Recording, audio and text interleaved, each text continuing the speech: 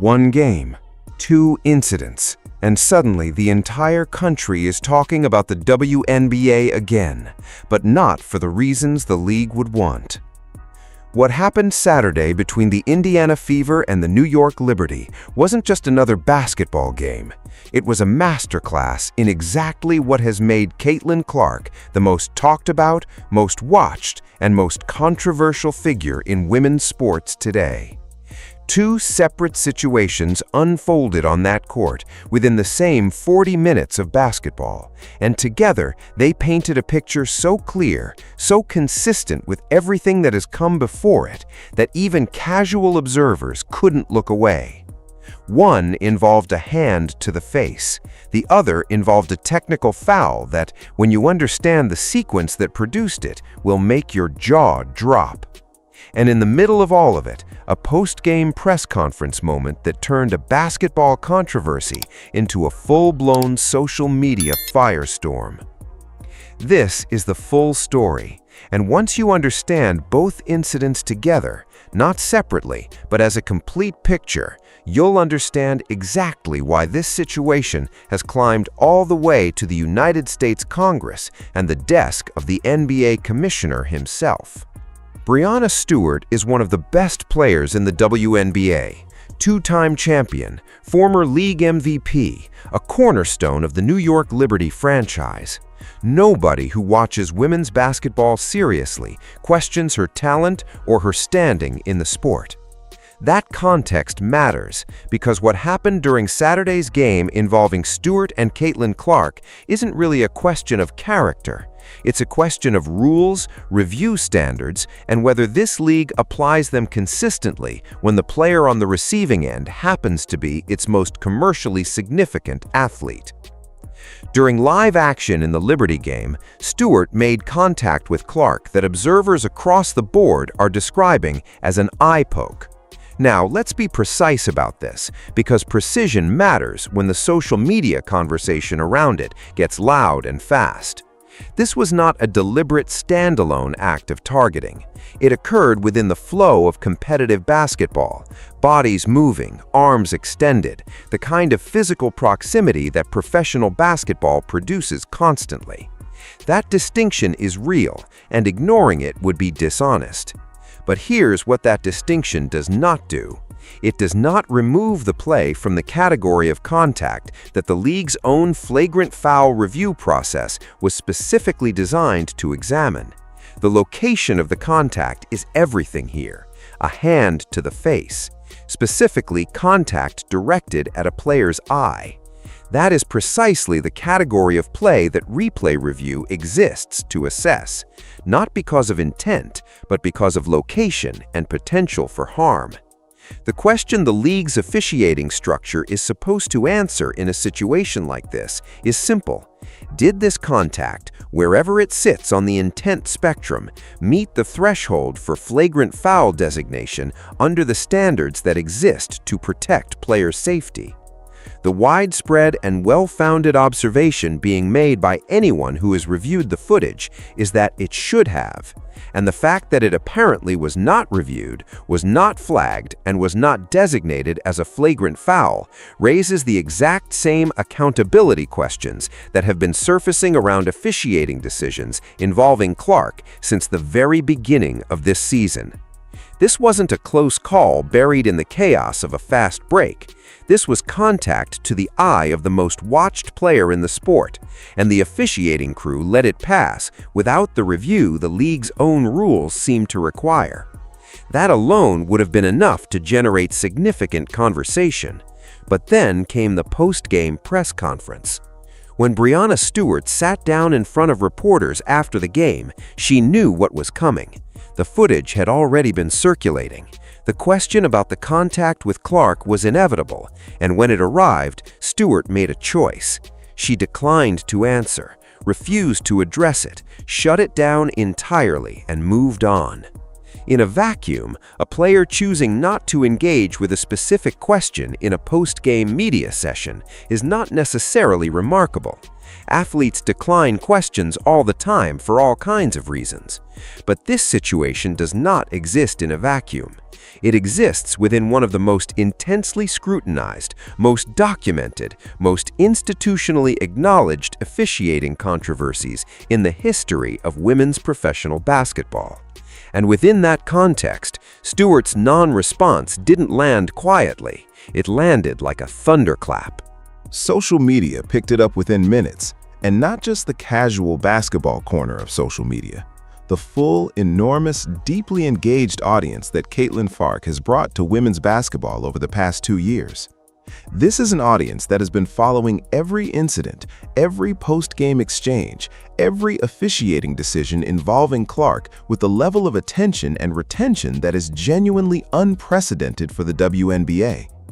These are people who remember the Angel Reese flagrant, who tracked the Chennedy Carter situation in real time, who read the congressional letters, who watched Adam Silver's public comments about how Clark has been treated and understood exactly what those comments represented coming from the commissioner of the NBA. When that audience saw Stewart refuse to address the eye-poke question, the non-response didn't read as an athlete protecting herself from a loaded media moment. It read as confirmation. Confirmation of a culture within this league that has been named, documented, and formally acknowledged by people operating at the highest levels of professional basketball. By the time the clip was circulating widely, it had already merged with the footage of the contact itself into a single self-contained story that traveled far beyond the typical boundaries of sports media coverage. That is the environment the WNBA is navigating right now. And it is an environment almost entirely of its own creation. Now here is where the game gets truly difficult to defend from an officiating standpoint.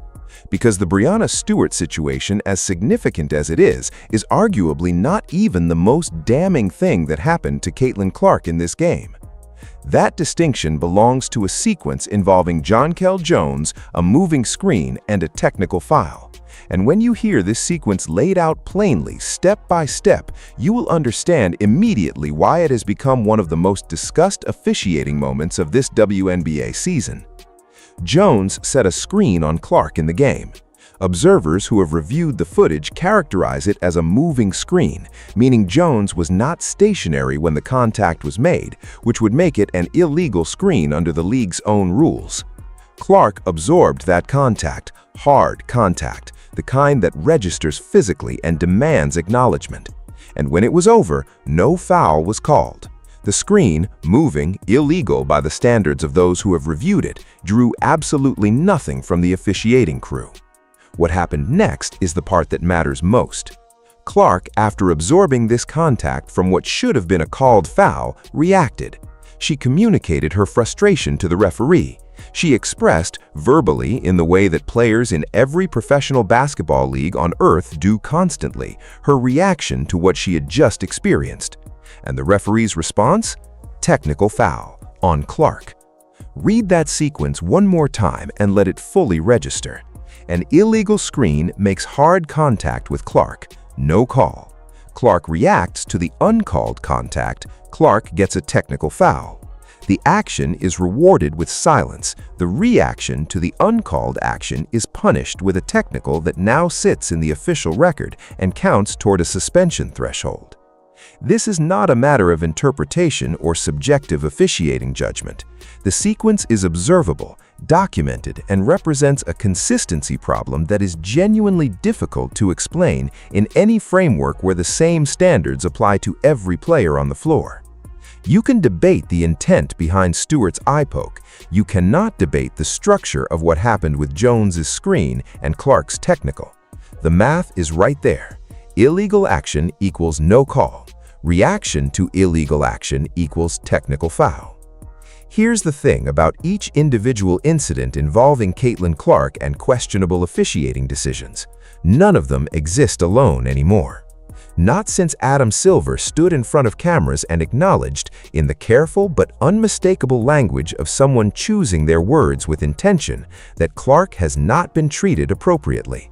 Not since members of the United States Congress put their concerns about her treatment in writing and sent those letters to the WNBA's leadership. Not since international media from countries that had barely covered the WNBA before Clark arrived started sending reporters and cameras to document what was happening. Every incident now lands within a pattern that has been formally confirmed as real by the kinds of institutional voices that do not weigh in lightly. Congressional letters are not routine documents. NBA commissioner public statements about a WNBA player's treatment are not routine events. When those things happen, they establish a context that makes every subsequent incident impossible to evaluate in isolation.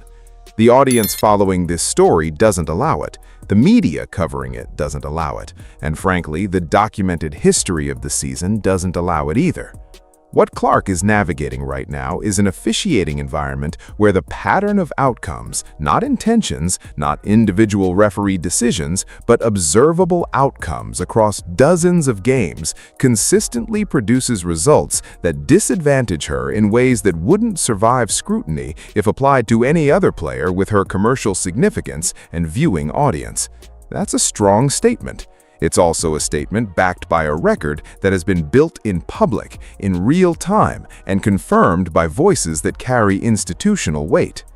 The Liberty game didn't create this pattern, it extended it, and it extended it in a way that was especially visible because both incidents happened in the same game, within the same 40 minutes, in front of the same enormous national and international audience that shows up whenever Caitlin Clark plays.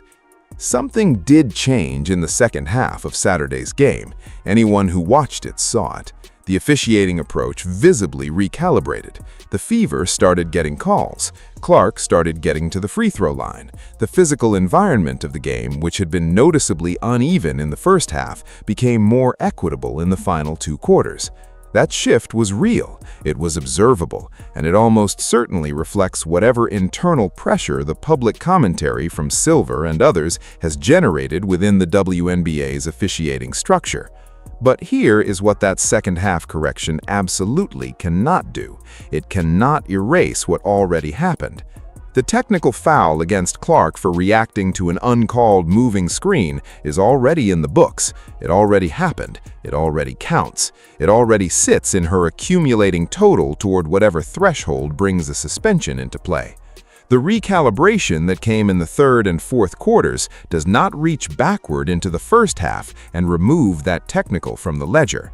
The consequence of the first-half officiating environment is already permanent, and it will follow Clark for the rest of this season, regardless of how much the second half of Saturday's game improved.